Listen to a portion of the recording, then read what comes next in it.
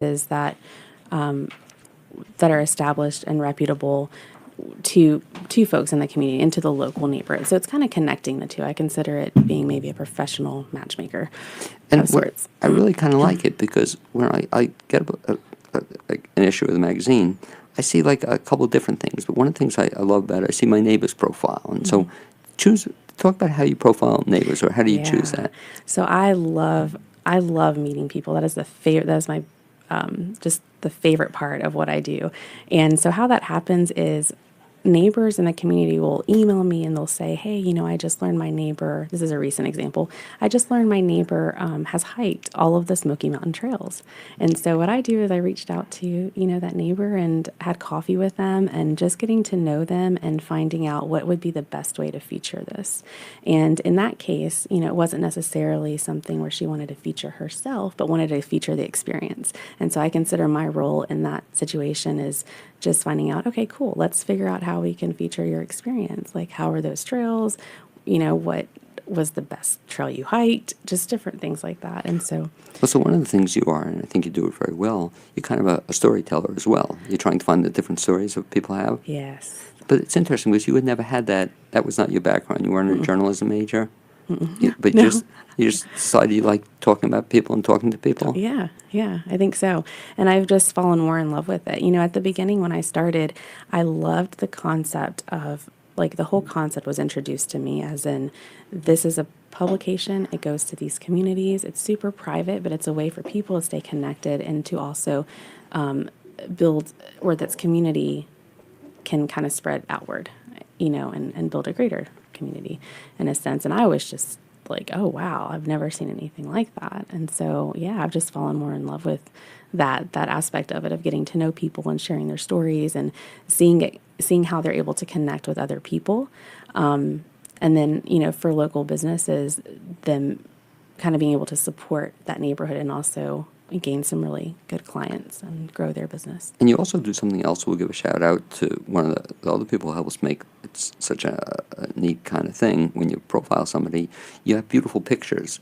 When you profile somebody, you have a photographer, and we can talk a little bit about that. Who's your photographer? We do. So for Biltmore Lake, Lene Harris of Lene Designs. Just beautiful photography. Beautiful photos. Pictures she takes. And so what does she do when you're writing the story, or at the same time she comes in and is taking pictures? So we actually a lot of times we send some questions to the family to answer ahead of time, and then we kind of will edit it we'll either leave it question answer format or kind of edit it into an article. But she connects with the families, and she just, they're usually super willing to kind of be featured, and so that's kind of what she does. And then I do work with photographers in different ways. I have some photographers that I will call specifically for certain articles, and they'll go out and meet with the family or the child and take photos. Because as a complement to the publication, I know I can remember two stories in particular. One you did on a mutual friend of ours, Grant Randall, and it was just such a great story that Grant's a dog trainer, I guess, but he took the most beautiful pictures of his dog when she was alive, just passed. I don't know if you know that Molly just passed. Oh, I didn't know that. Yeah, just Oh, recently, and everybody who was in the community was so crushed because we loved Molly. I loved Molly too. But he took one of the great pictures of him standing with Molly. I can just see the picture in my mind. Yeah. It's such a great profile of him, that you did. Then I understand, I think before she was working with me, but you also did a story on the Prisnosh family. Amy told me, and her two daughters and husband. It's just really nice to get a way to get to know people that you don't know. Yeah, absolutely. Absolutely. And I find amazing stories every day from people, and I'm just in awe of it. I just love the aspect of that, of kind of gathering. I feel like I'm a gatherer of stories. Well, no, isn't that great, though? And, Yeah, I it never is. thought about it, but you are. You're just storytelling of the communities, I guess. And so each community features different people. Is that the idea? Yep. And so Biltmore Forest and Ramble, I work with photographer Katie Shaw, who I want to give a shout out to as well. And then I also have writers within each neighborhood that live in the community, and their passion, one of the things about this is our team for each neighborhood are people that really enjoy getting to know one another and just have fun with it. And that's kind of ultimately the the bottom line. I welcome anybody on the team as long as they have fun getting to know people and maybe enjoy writing or And taking photos. let's talk about some of them. For example, another mutual friend, or at least of mine, is Nelson Sartoris. And I just love that you have. Explain what Nelson's role in the magazine is. Nelson does our poetry corner, and he does an awesome job. And so he writes really cool poems, and we just stick them in there in the publication. And I think it's been a really neat addition. And isn't it really cool? I mean, Nelson was a guest a couple of weeks ago, and his poems are just really cool, like you said, and they're kind of short, but they all have a punch to them. I just love him as a poet, Yeah. And not overly deep. Talk about some of the other columns, and not just at the Biltmore Lake publication, but the other publication as well. Talk about some of the other people you have doing stuff. Sure, yeah. So we have, for Biltmore Lake, we love featuring pets. Pets is a very popular one. Yards. Yeah, we're just trying to get you It's more right in your picture, face, so. the mic. So he's Oh. going to move you. Amy's working on it. Okay, sorry about that. Yeah, that's maybe a little bit better. We don't know yet. Okay, am I in? Okay.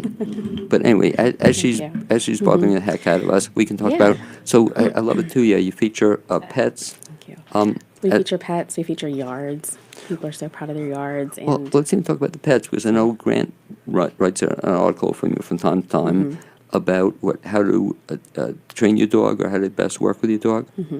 I think that's like useful information. What about It is. what about gardens? What the gardens, we get a lot of nominations for gardens. So, I do get asked often, like, how do you get content? And it just really rolls in. It's so neat to see the support that people have for their friends and, as simple as yards. But I get, emails that are just like, hey, I just drove past, my neighbor's yard. It looks awesome. Let's go feature it. And so we reach out and take some photos and then feature the art. It's something to be super proud of. it should be, and most people are proud of it. Yeah. And I know too, once it gets featured in the magazine, I'll oftentimes offer to give a copy of my magazine to the people featured, and they really like it because they pass it on to their friends, relatives, whatever. But it has like a longevity to it. You also do something else with the publication, which I've been to a couple of the functions, but at least in the Biltmore Lake area, you'll sometimes have a social function. What's the idea behind those? Yep, I try to do about 5 to 7 of them a year. And the idea behind it is just to kind of get to know Asheville, experience a local business, and to connect neighbors to neighbors, connect some of our business support, some of our partners to neighbors, giving them just an avenue to get to know each other. It's not, it's all built around and within a fun environment to just kind of mingle and get to know folks. And then I always meet people that I haven't met yet. So No, that's like you always said, fun. it's also very nice usually at a place for coffee or beer or something, but it's not, which is very nice about it. It's not a hard sell at all. Just Right. getting people together. And if you meet the sponsor, fine, but they're not trying to force you into buying something. Absolutely. Yeah, the whole, the idea about the sponsors, this is very different than traditional advertising in the sense of, one, the events, and even with the people the businesses that are supporting the publication, they are established and they're already have clients in the neighborhood, and it's just somewhere where they have would like to just kind of expand on that traction. So even in the events and meeting folks, they are doing it from a standpoint of as a supporter, definitely not a solicitor. It's just about getting to know people, which I think in this day and age is so important, to be face to face with folks and making friends that way. What's kind of cool about it, when you read it, it's sort of like nothing else, in that there's some advertising, but it doesn't really feel like an advertising vehicle, which is kind of cool. Just saying different things you might want to be aware of the community. Yeah. Thank you. So you have now the 2 publications. Do you see yourself like becoming the Hearst of of Asheville or something? Is this just the start of the 3rd, 4th, 5th? Do you see yourself growing in this? Probably not me personally, but there are opportunities for other people that might want to do something like this. They can reach out to me, and there are definitely other neighborhoods that would be awesome to work with. But I personally probably would not be able to take on another. Or this could be one of your children. You could pass this on. Yeah. Mom started out with 1 and 2, then 17, then 43. Yeah. Build this whole empire of stuff. But talking about if somebody, For example, what does somebody need to run a magazine like this, become a publisher? I think just being, just being social and wanting to have a business that's just relational and that they can have a lot of fun with and also, make a pretty good income out of. But like you said, have some fun and develop contacts. You also feature nonprofits, right? Or you do We work with do. nonprofits. How do you work with nonprofits in the area? I love working with nonprofits. So, I typically, when I find out of somebody doing or giving back to a nonprofit, I just again will go have coffee with them or lunch, and just kind of get to know a little bit more about that nonprofit. And when we feature it, I always give the nonprofit a half page ad, just for some exposure. And my hopes there are that people see it, and some people are going to be drawn to that organization, some people maybe not. But either way, that exposure is there, and just giving the chance to explore that. And I always am introduced to nonprofits I've never heard of. We recently did a story on Forever Dream Senior Dog Sanctuary in Tryon. And I had never heard of this organization, and it was so cool just to know that this place cherishes senior dogs that people maybe can't take care of themselves anymore. They can go to this beautiful sanctuary. So that was kind of a recent And so they take nonprofit. they take the dogs. Mm-hmm. Well, the thing, but like you said, I'm not familiar with that, or I'll keep that in mind. I could see that being an interesting radio show because Yeah. the same thing too, Jessica. Or maybe you can work on those kinds of contacts. I'd love to talk. I mean, that's a really cool concept. And so, how often do you feature nonprofits? As often as I can. So usually, I think once a month. We've been pretty consistent with having a nonprofit feature. Now, how are the two communities? I get a sense from you. Are they different? Do you feel like there's Biltmore Lake, and then there's the other community? Oh yeah, definitely. How are they different? I would say it's interesting because even in Nashville, working with those several different communities and coming here and working with different communities, every neighborhood has just their own identity and kind of own personality, and it is different.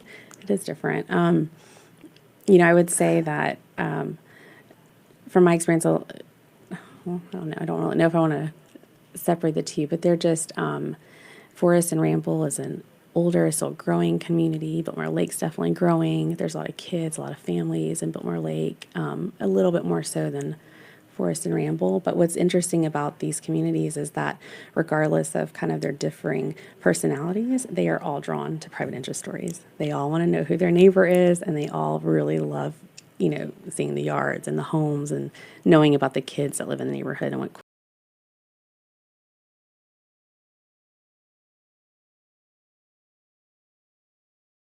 to listen for it or look for it or give an avenue to people to tell the story.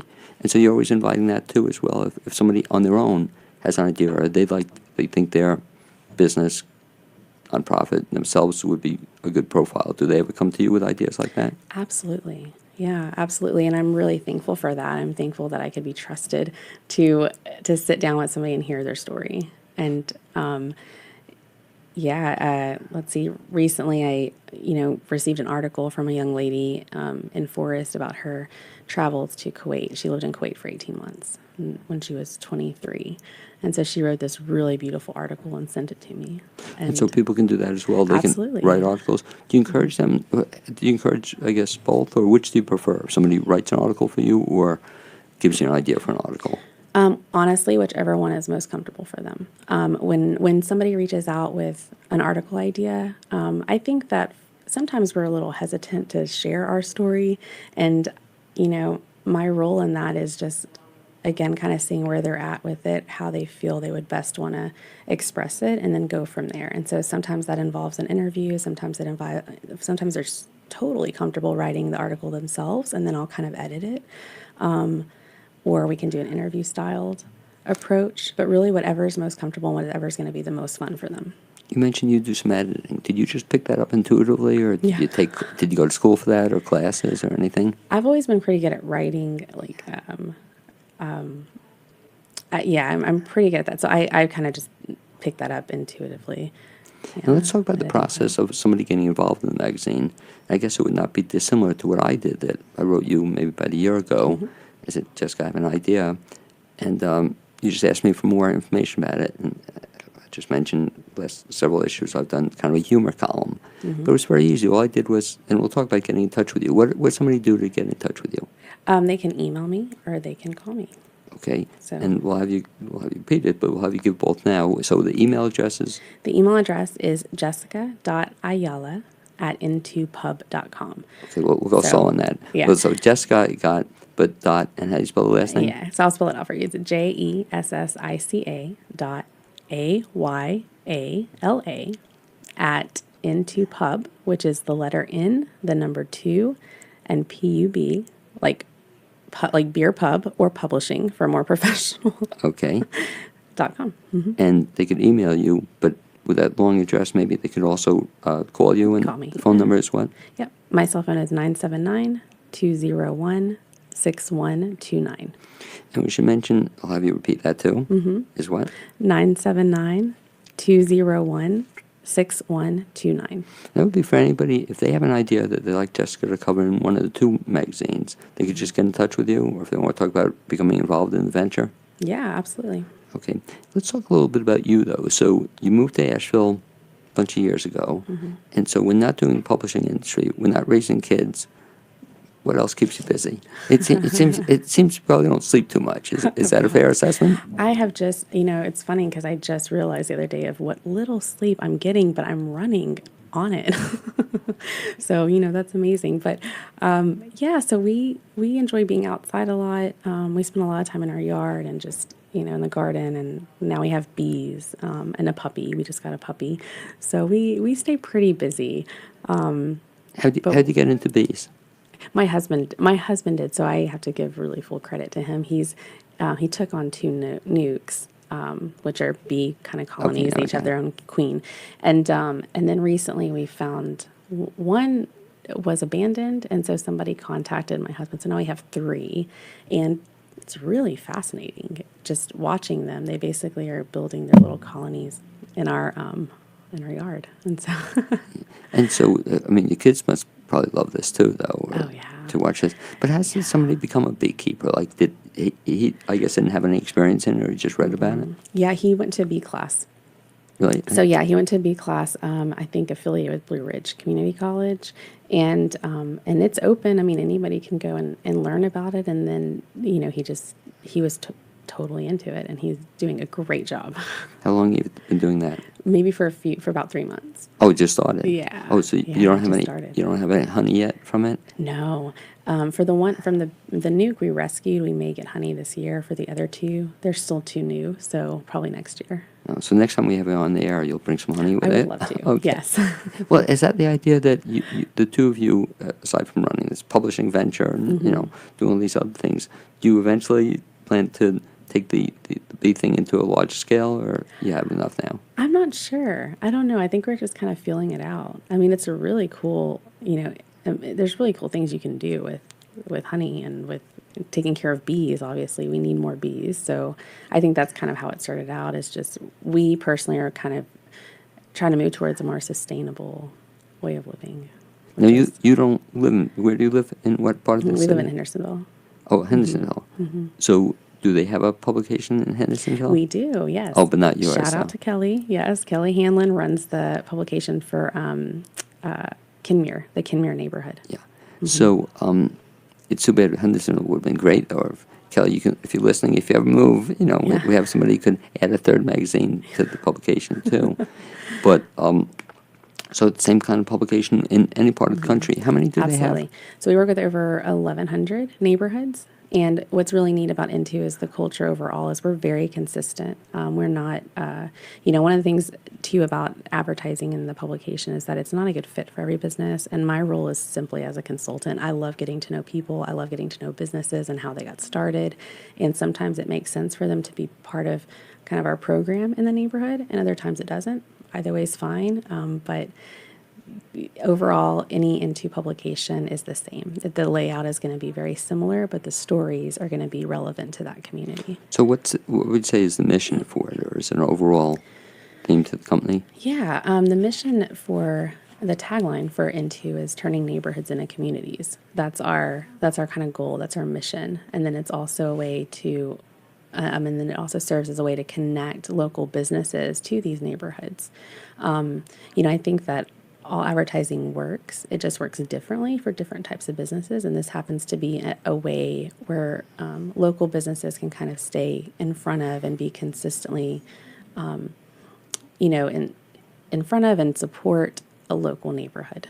Now, how long has Lake Life been in existence? For about 7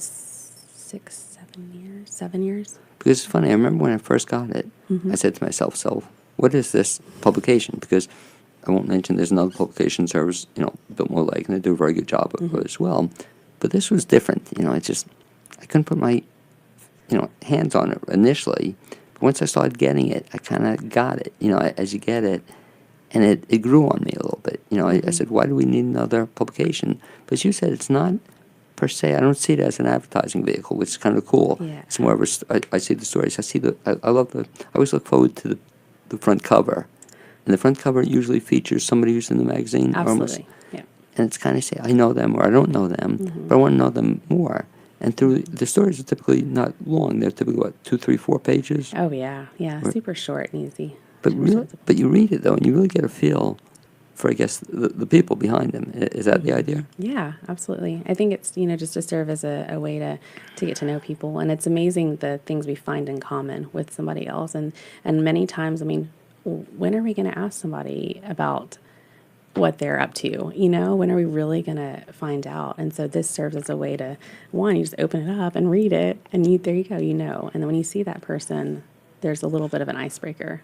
Is the cover always based on the feature family? Is that the case? No, I switch it up a little bit. So I really kind of go with the best picture. And sometimes it's really hard to decide that, honestly, because it's like I would love to put everybody on the cover, and sometimes we have a waiting list for the cover.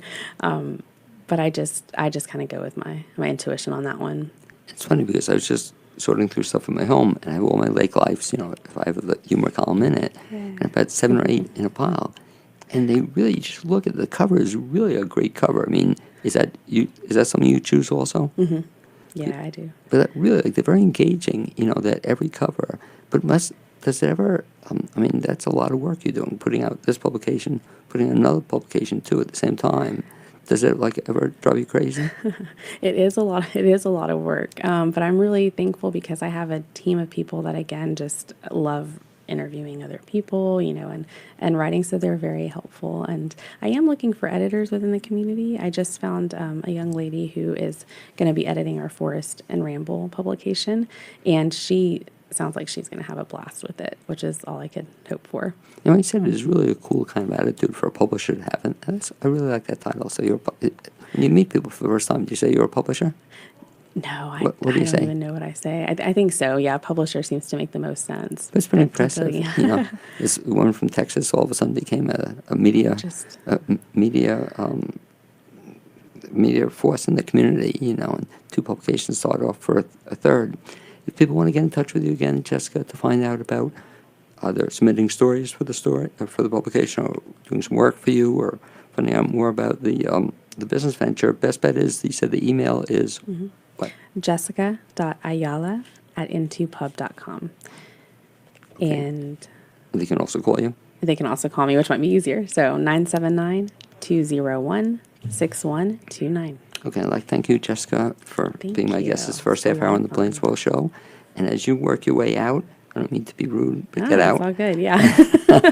Had a lot of fun, Blaine. Okay, thanks, you. Jessica. And look forward to reading many more issues of your fine publications. I'll mention that support for this show and WPVM is underwritten by the Grail Movie House, Asheville's alternative cinema. The Grail Movie House is an independent, locally owned 3-screen cinema located in downtown Asheville. For current features, visit the Grail website at grailmoviehouse.com or the Grail's social media pages. As my second guest works her way into the studio, I'd like to mention 2 upcoming productions are running, maybe squeezing a third as well. But right now, Hands on a Hardbody continues at Asheville Community Theater through this Sunday, June 30th. And for information about that, go to Asheville Theater, spelled RE.org. In addition, The Odd Couple continues at SAWT in Mars Hill. And that also continues through June 30th. For information, saltplays.com. I'm really excited that Robin Hood opens this weekend as well. And that's going to be for the next couple of weekends at Montford Park Players in Montford. And if you get to see that, I think you're going to be in for a treat.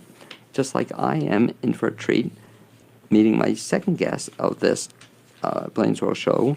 And she is Meg Hanshaw. And Meg Hanshaw is founder and executive director of IBme. And Meg, you can say hello to many fans and friends on Facebook Live. Hi, everybody. I'm so happy to be here. Okay, and Meg is with us today. And Meg Hanshaw is known as a wellness and education visionary. I like that. A systems thinker who has a passion for researching and facilitating new paradigm environments where young people thrive. She is founder and executive director of a local innovative organization called IBme. And just before we begin the interview, Meg, let me just ask you, I love the title of IBme. What was the idea behind that?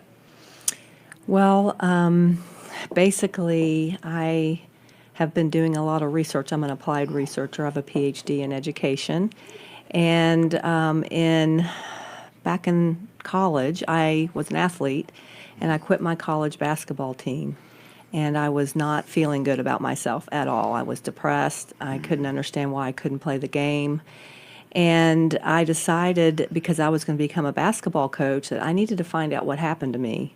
And I began on a 30-year quest, 30 years now, but at the time I didn't realize it was going to be a 30-year quest, of finding out what had happened to me and that my athletes would never feel the way I felt and quit something they were so passionate about. And so through the years doing my research in sports psychology and many other fields, I found out that there was one core principle that needed to be learned and understood and practiced, and that was the ability to be yourself.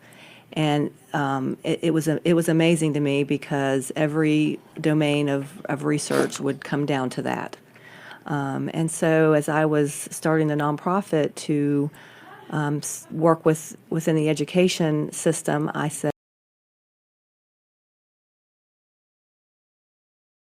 Mind Empowerment Enterprises. And it just ended up being IBme.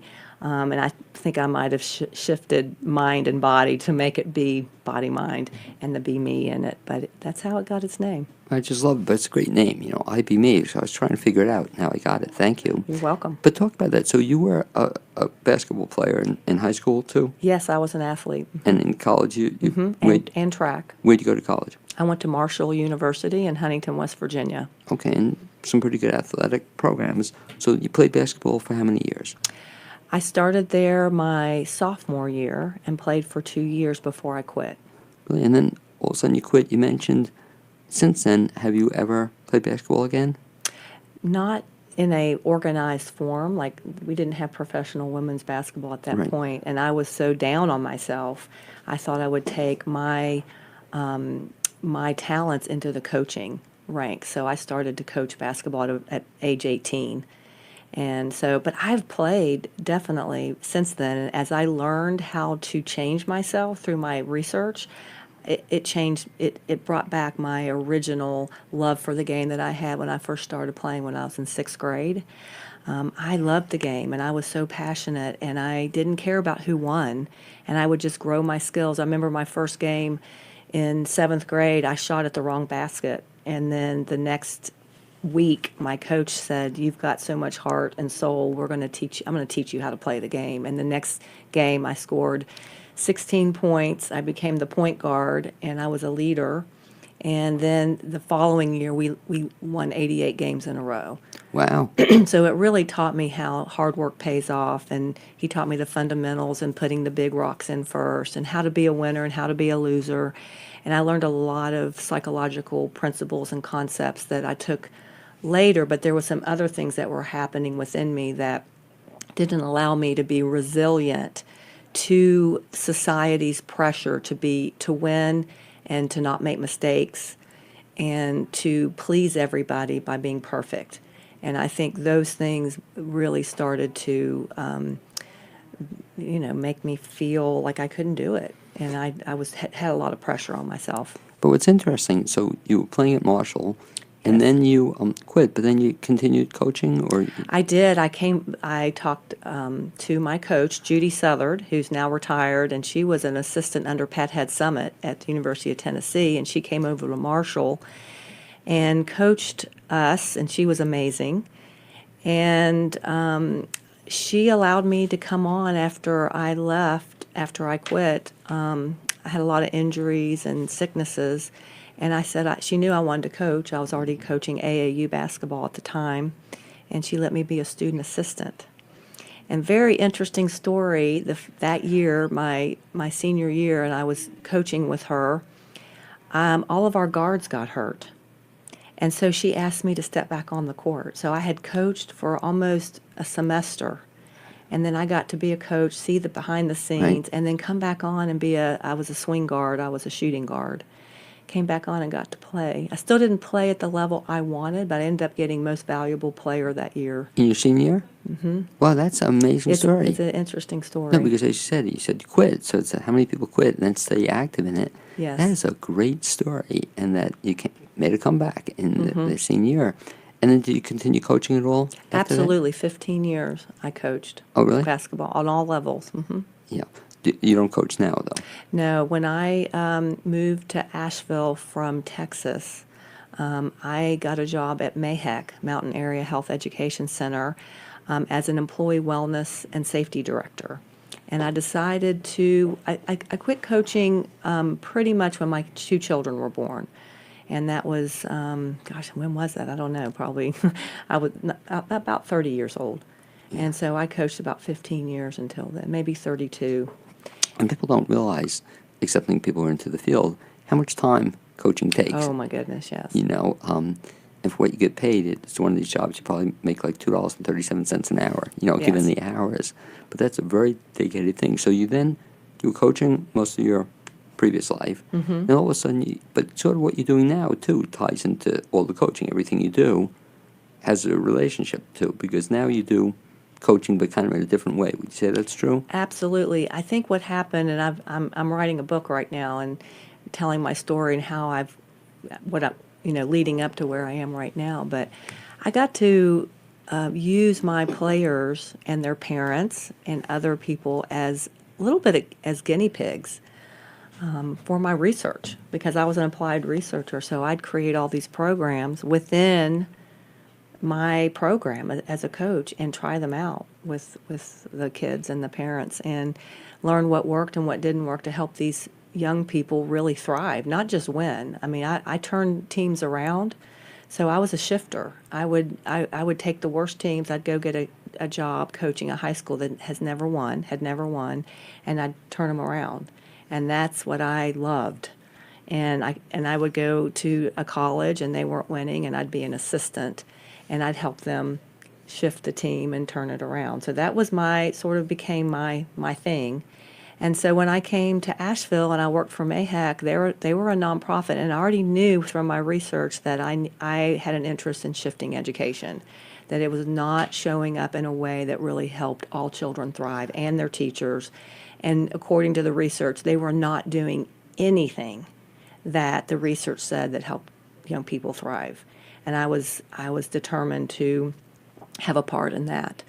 And so as I did my research, I realized that there was an art and science of something called life and wellness coaching. And I shifted into that. I changed from a basketball coach in athletics to a certified life and wellness coach, which is based in what I call value science. And value science is about what's important to me. And I realized through this studying with Christina Marshall, who is a brilliant researcher in the life coaching field, that the education system is based in a paradigm where the system is greater than the skills that kids learn, is greater than the person. So the system owned and told everybody what to do. Everybody has to take the same curriculum. Everybody has to do the same thing. I call it a box world. Everybody does the same box. But we're triangles, we're squares, we're octagons. There's only a small percentage that fits into that box. And so with value science, we shift that. We totally flip that paradigm to the person comes first. What is your talents? What are your talents? What's in your heart? What's your purpose? Who are you? Why are you on the planet? What are you here to do? And the skills come from that. So the person is greater than the skills, is greater than the system, and the system should back them up. And so I decided to leave Mayhec and start a nonprofit so I could do my research. And the nonprofit you started was what? IB Me. Oh, that was nonprofit. That's right. I did that in 2010. Okay. And so the idea then with the IBME is you're working with people or groups or both? You're individuals or groups? Well, the main mission for IB Me is to set a new standard and bring to life a healthy and empowering educational system. So all students are well. And through the research, I redefined well, which is wellness, right? Empowerment, leadership, and legacy. So they become well, empowered, heart-centered leaders who love to learn, love life, and are living their legacy now. And that, from the research, that became my definition. And so the big vision is I go and I work with schools and support them in creating a new environment that's healthy and empowering. And I created a new framework for education. Talk about how that can be done, because as you were pointing out before, schools tend to box people in. That's right. They have 1,000 kids or whatever they have. And so is it possible for school to have this new environment and to reach, I guess, each child individually? Absolutely. We are on our way to doing that. My research has shown that all over the world there's bits and pieces of this new framework already happening, and they're getting great results. And starting in 2020, I'm going to be doing a research podcast interviewing the great minds in education that are already doing these things. And then I'm bringing that research together to back up the framework that I've created. And so it is possible. You definitely have to have the leaders, the principals, the superintendents have an experience of what it's like to do the opposite. Because if they're in the old fishbowl and in that old paradigm, and they don't even know what it feels like to be in that new paradigm, it's not going to happen. And it's not their fault. There's no blame there. It's just they haven't experienced it yet. But what I find is when they've experienced it, they've actually had the experience of what it feels like to put the person first, and that's them. And then their skills come next, and then the system comes around them. It's like the light bulb goes off, and they're like, we're ready. How do we do it? And then we start to shift their school in many different ways. It must be very exciting for the child or the student to come to this epiphany almost, that rather than being treated as, one of 1,000, be treated, I guess, your goal is to have them be treated as an individual and to come to the realization that they have gifts to bring to the world. Is that sort of what happens? That is true. And, right now in Asheville, we've got a quote going around, and it's, we need to change the achievement gap, that there's kids that aren't making the level of academics that they need. And IBME and my research see it a little differently. We see that because the box says that you need to be at this point by this time, what it really does is it allows children to start to say they're not good enough and that they're not reaching the mark. And the truth is there is no mark, because kids learn at their own rate, and they're all brilliant, and they all come in with massive gifts, and they're all different. And we can't say that if they're not reading by third grade that they're not going to be successful and there's an achievement gap. It's just not true. So what IBME does is we go in and we shift those beliefs early on. We help them begin to really believe in themselves and not let the system dictate how they feel about themselves. So we do an inside-out approach with the children, no matter what age they are. And then we do a top-down approach with the principals and the superintendents and the teachers to help them see that they have a part in this too, to not let them or say things to them unintentionally. This is an unintentional disempowerment. I don't believe anybody's doing it on purpose. Can this be done, though, in a school with, 700 students and each teacher has 25 to 30 students? Can it be done in that kind of environment? It can. Absolutely. Just takes some time, and it takes some training, which we have trainings that are going to be up and running by 2020. Online trainings, we are going to have, we're working right now. We do have a week-long retreat for high school girls right now that we're working with the curriculum, but this curriculum is going to sort of metamorphose into a retreat for teachers, for leaders, so they can have the experience of what it means to be in this new paradigm. Can an adult, for example, I guess this applies to any age. So you mentioned kids working with, but it would be very helpful for adults as well, even including some teachers. When you start working with the teachers, Absolutely. to see you did when you were a college basketball player, to see when you're a 70-year-old adult, whatever. Yes. I guess this could happen at any time in your life. Any time in your life, anybody through the coaching process. In fact, the system that I use to help shift environments and people is called the Well Kids Now system. And basically, through the research that I've done, it's a process that takes them from where they are. Absolutely, we don't try to change them at all. Just where they are and where do they want to be. Sometimes they don't know where they want to be because they haven't had that experience in that type of understanding and that feeling in that new paradigm, the new fishbowl. And so sometimes we have to coach them to help have them understand that and what that feels like. Listening to you has me thinking that it's already your second book or your second project in your spare time to do this for adults too. Because I see this reminds me a little of Warren. I forget the first name, maybe Robert. Purpose-Driven Life. Do you know the book? Mm-hmm.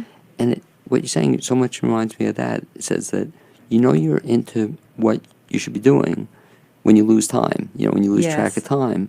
It sort of seems that's sort of what you're trying to help people do too, to find where they should be in terms of what their gift is. That's right. That's part of the 4 pillars: wellness, empowerment, leadership, and legacy. Wellness is about self-care. Are you really taking care of yourself? Are you learning the skills it takes to thrive physically, emotionally, psychologically? Empowerment is about moving through challenges. We are taught that we're not allowed to move through challenges, that we're a failure if we make a mistake. And the systems are teaching us this, especially the school system. And it's just not true. I mean, we know we learn the most when we're not achieving what we want, when we are making mistakes, when we are quote unquote failing, which there really is no such thing as failing because you just try again. If you really want something, you try again. And your background, I think, is very helpful to this, especially your background as a basketball player and coach, because no matter how good you are, you can't succeed 100% of the time. Every shot you take is not going to go in. Every pass isn't going to be caught. So I guess that's very helpful to you to be able to bring that background into what you do. Well, that is true. And the way the old paradigm of coaching and basketball is that if you make a mistake, you run. You make a mistake, you get in trouble. You make a mistake. So, yes, you're right, but that's not the message I got. That's a really good point. The message was, you can't make mistakes, Meg. You can't. And if you do, you're going to let everybody down. And that is part of the reason I couldn't play the game anymore, because I believed it and it wasn't true. And so when I started coaching my young people, we had all kinds of sayings. If you drop the ball, pick it up, keep going, it's okay. Like, oops. Like, just get back in the game and do it. So, I don't think adults realize the hidden messages they're sending about perfectionism and not making mistakes, and you have to get an A to be okay in life. And research is showing the opposite. Research is showing point blank that kids that are more well-rounded and they're not becoming a professional student, they are actually more successful in life in terms of just overall happiness and or health. kids not becoming a professional athlete or, the best player on the team. You can still succeed and enjoy, but you don't always have to be the best. I love right. that point about perfection. That's a really Yes. good example. Talk about also the program you just completed. You ran a 1-week boot camp or program for teenage girls. Yes. What was that about? So this is called the Live Your Legacy Leadership Summit.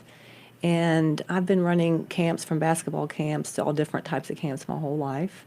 And I decided it was time to bring my research and my Well Kids Now system to a week-long camp for high school girls that are ready to understand this concept that I've been talking about, that I'm more than the system, and I'm ready to know who I am, know what I want in life, figure out where I want to go with my career, my college, and not be floundering around thinking that I'm not good enough, and step up and make a difference in the world. And so this is a week-long camp that starts on a Sunday and goes through a Saturday, and it takes in the wellness, the empowerment. And I got to the empowerment, but I didn't get to the leadership and the legacy, but those are the other two pillars.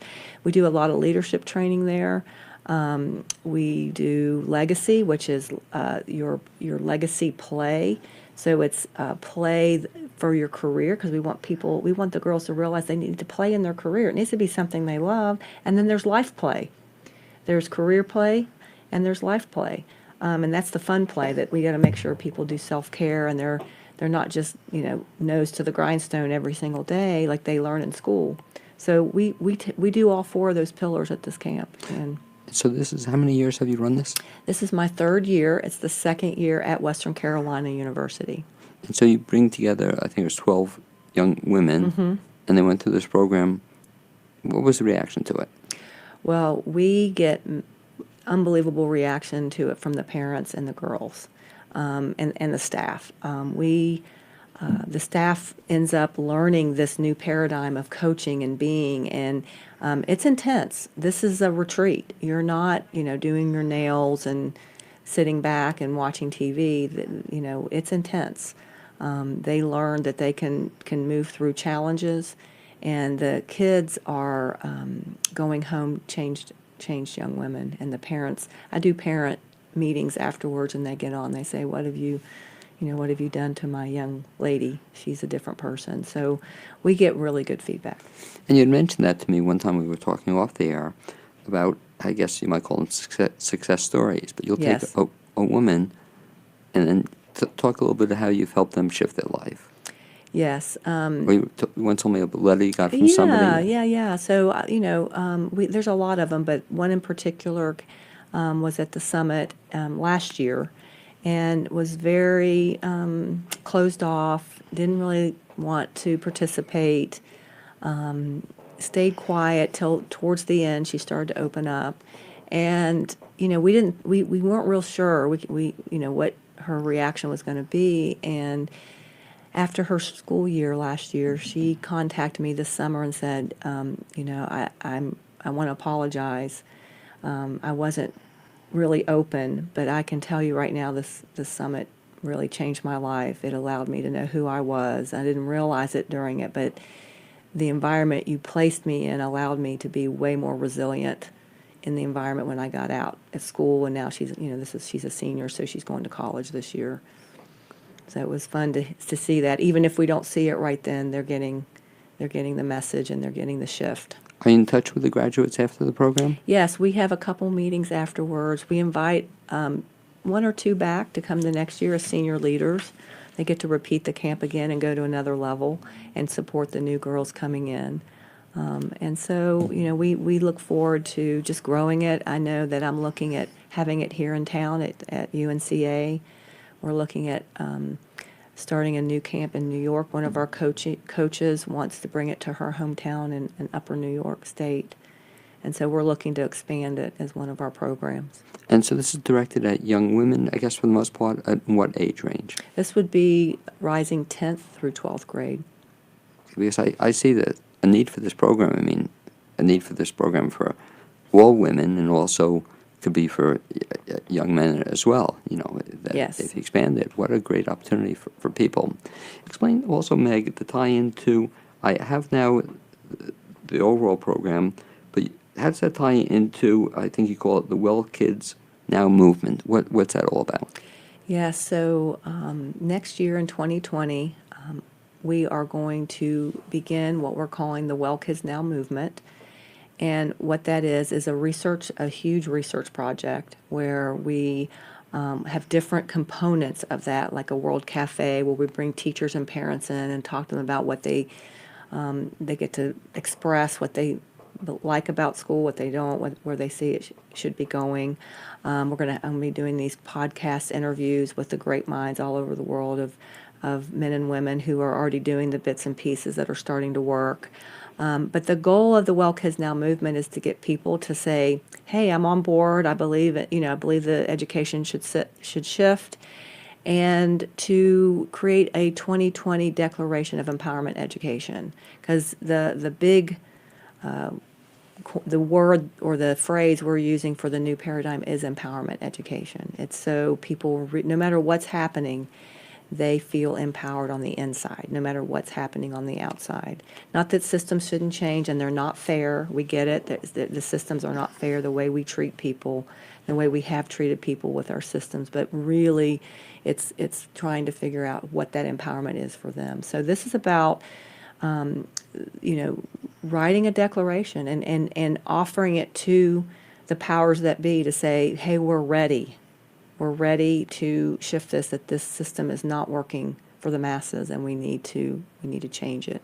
Now, through your podcast, they'll be able to hook in with you and find out more about this whole program. Yes. You mentioned there's also going to be online opportunities as well, or will there be? Yes, we starting in 2020, we will have online trainings. All of it will go back to the nonprofit as donations or small, like every module might be somewhere between $10 and $20. So there'd be a lot of modules for them to take, and just to really start to understand the research behind the shift. And then, of course, we'll have our retreats and our weekend retreats and our week retreats in the summer and throughout the year. I'm impressed with the fact that 2020 is certainly going to be an ambitious year for you. Yes. I mean, you've been busy up till now. But 2020, with a podcast, with the book, with the retreats, the Yes. online, you kind of mapped out kind of a busy 2020, would you say? Yes, I have a feeling that 2020 to me is a tipping point. That it's a year that I think we're in a time of extremes right now. We've got, people on one end and on one end of the extremes, and other people on the other extremes. And so I think that, for us to really come together as society, we're going to have to accept that we have differences of opinion, and then how are we really going to come together and really make it work. And I think 2020 is going to show us which direction we're going to be going in. Meg, if any of our listeners want to get in touch either with you or to find out more about the movement, best bet is to do what? Definitely, you can go to our Facebook page, and it's Empowerment Education. You can put that in, or IBME, IBMEE. So it's a little different the way it's spelled, IBMEE. We also have a website.